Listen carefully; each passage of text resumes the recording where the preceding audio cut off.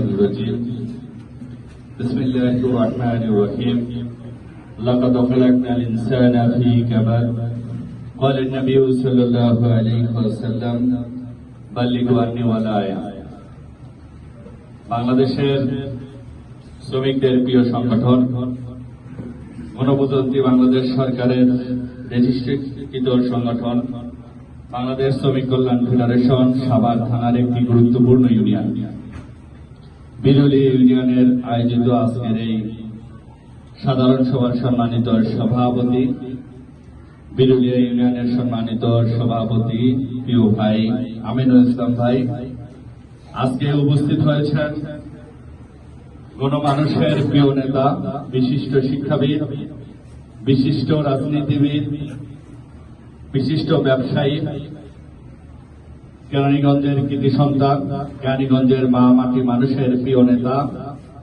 জনাব ইঞ্জিনিয়ার তৌফিক হাসান সাহেব উপস্থিত রয়েছেন সাভার থানা শাখার সম্মানিত সংগ্রামী সভাপতি বিশিষ্ট শ্রমিক নেতা জনাব শাহজালাল ভাই উপস্থিত নেতৃবৃন্দ প্রাণপ্রিয় কর্মী ভাইরা আসসালামু আলাইকুম ওয়া রাহমাতুল্লাহ। আপনারা কেমন আছেন? আলহামদুলিল্লাহ। দুঃখ প্রকাশ করছি এজন্য যে আমরা আসতে দেরি করেছি। প্রথম বিষয় হলো যে আমরা ভুল পথে এসেছিলাম। আমাদের যে ড্রাইভার গাড়ির ড্রাইভার বলেছিল যে আমি জায়গাটা চিনি, কিন্তু আসলে উনি চিনতে পারে নাই আর কি, যার কারণে ভুল পথে নিয়ে এসেছে। এজন্য আমরা আপনাদের কাছে দুঃখ প্রকাশ করছি, আমাদেরকে ক্ষমা করুন, সুন্দর দৃষ্টিতে দেখবেন। আল্লাহ তাআলা দরবারে শুকরিয়া জানাচ্ছি যে মহান রব্বুল আলামিন এত সুন্দর একটি পরিবেশে আমাদেরকে আসার মতন তৌফিক দান করেছেন। এজন্য মহান মনিবের দরবারে শুকরিয়া আদায় করি, সকলে বলি আলহামদুলিল্লাহ। দরুদ ও সালাম পেশ করছি বিশ্ব মানবতার মহান শিক্ষক সর্বকালের সর্বশ্রেষ্ঠ শ্রমিক নেতা আমার আপনার প্রিয় মানুষ জনাব মুহাম্মদুর রাসূলুল্লাহ সাল্লাল্লাহু আলাইহি ওয়াসাল্লামের প্রতি। সম্মানিত ভাইরা, বাংলাদেশ শ্রমিক কল্যাণ ফেডারেশন এদেশের মানুষের অধিকার আদায়ের জন্য কাজ করে থাকে। বাংলাদেশ শ্রমিক কল্যাণ ফেডারেশন মেহনতি মানুষের অধিকার ফিরিয়ে দেওয়ার জন্য কাজ করে থাকে। বাংলাদেশে ইসলামী শ্রমনীতি বাস্তবায়নের জন্য প্রতিটা মুহূর্ত তারা কাজ করে থাকে। যে সকল শ্রমিক ভাইরা বিভিন্ন ফ্যাক্টরি থেকে বিভিন্ন কলকারখানা থেকে বিভিন্ন জায়গা থেকে নির্যাতিত, এই নির্যাতিত নিপীড়িত মানুষের এই শ্রমিকদের পাশেই বাংলাদেশ শ্রমিক কল্যাণ ফেডারেশন আছে, থাকবে ইনশাআল্লাহ।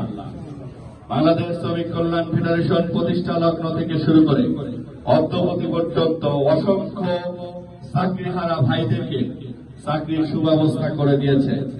মামলায় যাদের পাশে দাঁড়ানোর মতো কোন লোক থাকতো না, যখন ছাঁটাই হতো, তারা প্রত্যেকটা চাকরিজীবীর একটি আশা থাকে, ভরসা থাকে যে চাকরি শেষ করার পরে তারা চাকরির একটা প্রভিডেন্ট ফান্ড অথবা কোন বিশেষ কিছু কোম্পানি থেকে পাক, অথবা এই চাকরি অবস্থায় থেকে যদি সে কোন রকম আহত অথবা কোন ক্ষতিগ্রস্ত হয়, অঙ্গহানি হয়, তাহলে ফ্যাক্টরি মালিক এটাকে ক্ষতিপূরণ অথবা চিকিৎসার ব্যবস্থা নেবেন, এটা আমরা প্রত্যাশা করি।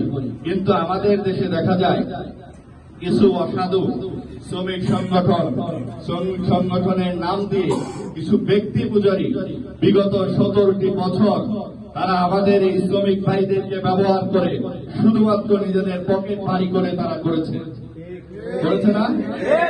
এবং অত্র এলাকা থেকে শুরু করে বাংলাদেশের সবচেয়ে গুরুত্বপূর্ণ জায়গা হলো ঢাকা জেলার এই সাভার, আশুলিয়া, ধামরাই এই অঞ্চলটা, এবং এখানেই তারা এই মালিক পক্ষের সাথে সমঝোতা করে আমার নিরীহ একদম সহজ সরল খেটে খাওয়া এই মানুষদেরকে ধোঁকা দিয়ে বোকা বানিয়ে তারা পকেট ভারী করে তারা উপরে চাটুকারি করেছে। আমরা বলতে চাই শ্রমিক কল্যাণ ফেডারেশন একমাত্র সংগঠন যারা বাংলাদেশে ইসলামী শ্রমনীতি বাস্তবায়নের জন্য প্রতিটা শ্রমিকের কাছে গিয়ে অসহায় নির্যাতিত শ্রমিকদের পাশে দাঁড়িয়ে তাদের অধিকার ফিরিয়ে দিতে চায়। আপনারা কি সেই শ্রমিক কল্যাণ ফেডারেশনের সাথে থাকতে চান? সম্মানিত ভাইরা, সেই পাশাপাশি শ্রমিক কল্যাণ ফেডারেশন আহ্বান করে আমরা শুধুমাত্র পৃথিবীতে এসেছি, এখানেই শেষ নয়, এই পৃথিবীর পরে আমাদের আরেকটি জীবন আছে।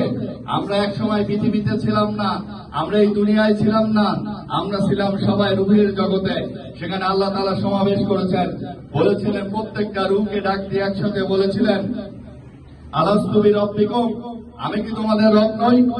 আমরা সে সময় সব রূহগুলো একসাথে বলেছিলাম ক্বালু বালা, হ্যাঁ অবশ্যই আপনি আমাদের রব। এরপরে আল্লাহ তাআলা পৃথিবীতে মায়ের বিশেষ পেটের মধ্য দিয়ে আমাদেরকে পৃথিবীতে পাঠিয়ে দিলেন। পাঠিয়ে দিয়ে বললেন, আমা খলাকতুল জিন্না ওয়াল ইনসানা ইল্লা লিয়াবুদুন, আমি মানুষ এবং জিনকে সৃষ্টি করেছি শুধুমাত্র আমার ইবাদত করার জন্য, আর কোনো কিছুর জন্য আল্লাহ তাআলা আমাদেরকে সৃষ্টি করেন নাই। তাহলে কি আমরা চাকরি করব না? আমরা ব্যবসা করব না? আমরা এই সামাজিক কাজ করব না? হ্যাঁ অবশ্যই করবেন। আপনার জীবন কিভাবে পরিচালিত হবে, জন্ম থেকে শুরু করে মৃত্যু পর্যন্ত প্রতিটা বিষয়ে আল্লাহ তাআলা একটি সংবিধান, একটি বই আমাদের জন্য আল্লাহ তাআলা নাজিল করে পৃথিবীকে পাঠিয়ে দিলেন। এবং এটা কিভাবে করে, এটা প্র্যাকটিক্যাল লাইফ আমাদের বিশ্ব নবী জনাবে মুহাম্মদ রাসূলুল্লাহ সাল্লাল্লাহু আলাইহি ওয়াসাল্লাম দেখিয়ে দিয়ে গিয়েছেন যে Islam is the complete code of life. Islam হচ্ছে পূর্ণাঙ্গ জীবন ব্যবস্থা। আপনি যেই কাজটাই করবেন প্রত্যেকটা কাজের মধ্যেই ইসলাম রয়েছে। মাথার চুল থেকে শুরু করে পায়ের তালু পর্যন্ত প্রত্যেকটা কাজেই ইসলাম রয়েছে। ইসলাম ছাড়া কোনো কিছু চললে ওইটাই পথভ্রষ্ট হবে, ওইটাই ভালো থাকবে না, সুন্দর হবে না। সম্মানিত প্রিয় ভাইরা, বিগত 17টি বছর আমাদেরকে এই ইসলামের এই দাওয়াত থেকে আমাদেরকে বঞ্চিত করা হয়েছে। আমাদের এখানে এরকম সমাবেশ দেওয়া হয়েছে যেখানে টুপিওয়ালা, নামাজওয়ালা, পাঞ্জাবিওয়ালা মানুষ দেখা গেছে, সেখানেই তারা জঙ্গি, এরপরে বিভিন্ন তকমা দিয়ে আমাদেরকে গ্রেফতার করা হয়েছিল। আমাদেরকে শ্রমিক ভাইদের আন্দোলনের জন্য যখন আমরা প্রেস ক্লাবে আন্দোলন করেছিলাম আপনাদের ইস্যুতে, সেই জায়গা থেকেও আমাদেরকে গ্রেফতার করা হয়েছিল, কারণ আমরা এই নির্যাতিত নিপীড়িত মানুষদের পাশে না দাঁড়াতে পারি। কিন্তু আমরা কি থেমে গেছি? ইসলামী আন্দোলনের কর্মীদেরকে থামানো যায় না, এরা ছিল, আছে, থাকবে ইনশাআল্লাহ। আজকে বাংলাদেশের টেকনাফ থেকে তেঁতুলিয়া, রূপসা থেকে পাথুরিয়া সব জায়গায় শুরু হয়েছে। আমরা সব দল দেখেছি। আগামীর বাংলাদেশ হবে ইসলামের বাংলাদেশ, আগামীর বাংলাদেশ হবে কোরআনের বাংলাদেশ, আগামীর বাংলাদেশ হবে অধিকার হারা, বঞ্চিত হারা সেই শ্রমিকের বাংলাদেশ। এখানে মালিক শ্রমিক ভাই ভাই হয়ে কাজ করবে, কোনো ভেদাভেদ থাকবে না। এরকম বাংলাদেশ আমরা চাই কিনা? এই বাংলাদেশকে যদি আমরা চাই তাহলে আমাদেরকে বাংলাদেশ শ্রমিক কল্যাণ ফেডারেশনের সাথে সম্পৃক্ত হতে হবে। আপনারা কি সেই সম্পৃক্ত হতে প্রস্তুত? বলেন আপনারা কি হতে চান? যারা কারা হতে চান একটু হাত উঠিয়ে দেখান। আল্লাহ তাআলা এই হাতগুলোকে কবুল করুন। আপনার সম্মানিত প্রিয় ভাইরা, এজন্য আমাদের আল্লাহ তাআলা পৃথিবীতে পাঠিয়েছেন, এরপরে আমাদের পর্যায়ক্রমে আবার পৃথিবী থেকে চলে যেতে হবে, ঠিক কিনা ভাই? আমাদেরকে আবার কবর থেকে উঠানোর পরে আমাদেরকে প্রত্যেকের আমলনামাগুলো জিজ্ঞেস করা হবে। আল্লাহ তাআলা আমাদের আমলনামা আমাদের হাতে দিয়ে দিবেন, বলবেন ইকরা কিতাবাকা কাফা বিনাফসিকা ইয়াওমা আলাইকা হাসিবা। পাঠ করো তুমি তোমার কিতাব, তোমার আমলনামা, তোমার ভিডিও স্ক্রিপ্টকে ছেড়ে দেওয়া হবে। এখন দেখো তুমি পৃথিবীতে কি করেছো। এমন কোন ছোট কাজ থাকবে না যেটা দেখা যাবে না, যেটা ভালো কাজ হোক অথবা খারাপ কাজ হোক। এরপরে আমাদের হিসাব নিকাশের পরে আমরা যারা ভালো কাজ করবো তারা জান্নাতে যাবে, যারা খারাপ কাজ করবে এরা জাহান্নামে চলে যাবে। আমরা কোথায় যেতে চাই? কথা বলেন, আমরা কোথায় যেতে চাই? জান্নাতে যেতে চাই। তাহলে সেই জান্নাতে যদি যেতে চাই তাহলে আল্লাহ তাআলা বলেছেন, ওয়ালা নাবলুওয়ান্নাকুম বিশাইইন মিনাল খাউফি ওয়াল জুই ওয়া নাকসিম মিনাল আমওয়ালি ওয়াল আনফুসি ওয়াস সামারাত ওয়া বাশশিরিস সাবিরিন। আল্লাহ তাআলা বলছে আমরা তোমাদেরকে পরীক্ষা করব ক্ষুধা দিয়ে, ভয় দিয়ে, দরিদ্রতা দিয়ে। তোমরা যেই চাকরি করো সেই চাকরি দিয়ে, তোমরা যে বাসায় ঘুমাও সেই বাসা দিয়ে, তোমাদের সুন্দর সন্ততি দিয়ে সব কিছুকে পরীক্ষা করার পরে আমরা দেখতে চাই কত আপনার হাল মুমিনুন। কারা মুমিন হয়েছে তারাই হবে সফল কাম। অতএব আমরা মুমিন হতে চাই না? আমরা মুমিন হতে চাই। এজন্য মুমিনের কতগুলো গুণাবলী রয়েছে। 1 নাম্বার গুণাবলী, তাদেরকে নামাজি হতে হবে। আমরা কি নামাজি হতে পারবো? আজকের এই সাধারণ সভা থেকে আমরা শিক্ষা নিতে পারবো আমরা কখনো নামাজ ছাড়বো না। কারণ নামাজের ব্যাপারে আল্লাহ তাআলা বলছেন ইন্নাস সালাতা তানহা আনিল ফাহশাই ওয়াল মুনকার, নিশ্চয়ই নামাজ মানুষকে অশ্লীল খারাপ কাজ বেয়াইপনা কাজ থেকে বিরত রাখে। তাহলে আমরা নামাজ ধরবো তো? বলেন ধরবো তো ইনশাআল্লাহ। আমরা কখনো নামাজ ছাড়বো না। দ্বিতীয় নাম্বার বিষয় হলো নামাজের মূল কাজ হলো নামাজ কায়েম করা, যেমন নিজে পড়া এর পাশাপাশি কায়েম করা। এই কায়েমটাই হলো অন্য ভাইকে পড়ানো, এটার নাম হলো দাওয়াতি কাজ। আল্লাহ রাসূলের একটি হাদিস আমি শুরুতেই আপনাদের মাঝে বলেছি। আল্লাহ রাসূল বলেছেন বাল্লিগু আন্নী ওয়ালা আয়াত, তোমরা যদি আমার কাছ থেকে একটি আয়াত শিখে থাকো অপরের কাছে পৌঁছে দাও।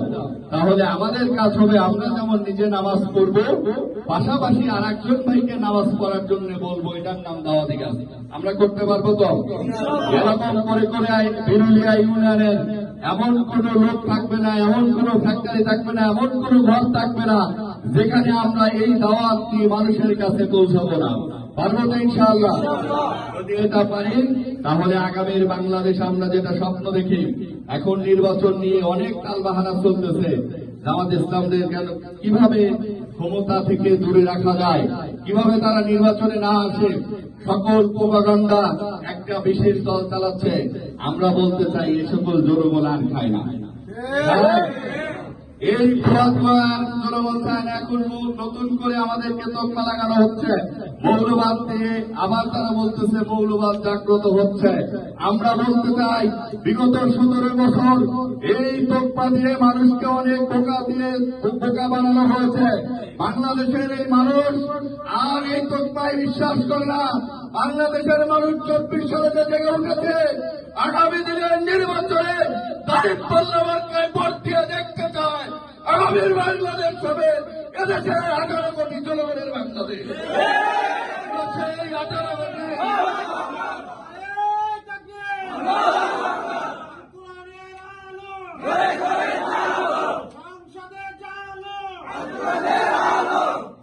ভাইরা, আমরা সেই 18 কোটি বাংলাদেশের মানুষকে নিয়ে সংসদে কোরআনের আইন চালু করতে চাই ইনশাআল্লাহ। এজন্য আমাদেরকে এখন থেকে প্রতিটা সময়, প্রতিটা মুহূর্ত, প্রতিটা মানুষের কাছে পৌঁছে দিতে হবে আমরা আর কোন মানুষের গোলামি করতে রাজি নয়। আমাদের মাথা যেমন 75 আমাদের আল্লাহর কাছে নত হয়, এই মাথা পৃথিবীর কারো কাছে নত হবে না, একমাত্র আল্লাহ ছাড়া ইনশাআল্লাহ।